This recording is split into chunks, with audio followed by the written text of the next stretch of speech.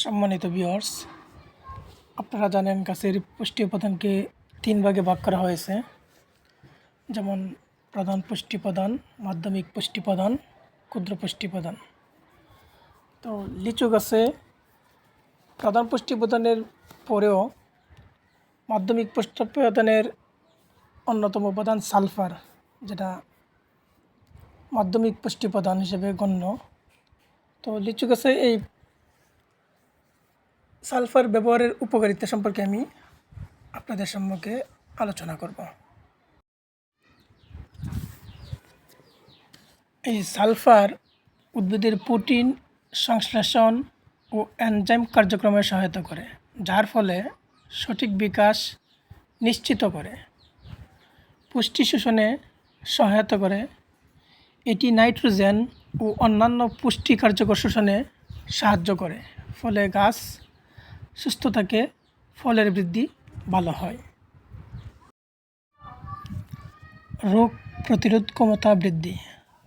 Sulphur ছত্রাকনাশক বৈশিষ্ট্য সম্পন্ন, যা ছত্রাকজনিত রোগ প্রতিরোধ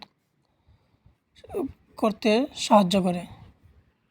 ফলের গুণগত মান।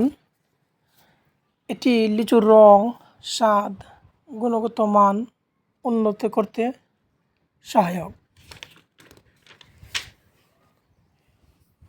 পাতার সবুজ ভাব ধরে রাখা। এই সালফারের অভাবে গাছের পাতা ফ্যাকাশে বা হলুদ হয়ে যেতে পারে, যা সালফার দিলে সমাধান পাওয়া যায়।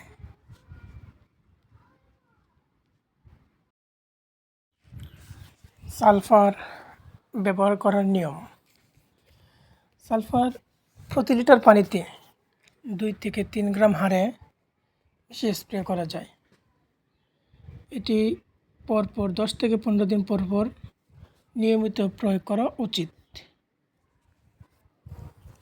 যদি সমস্যা দীর্ঘস্থায়ী হয়, তাহলে মাটির পুষ্টি পরীক্ষা করে সঠিক পুষ্টি ব্যবস্থাপনা করা ভালো।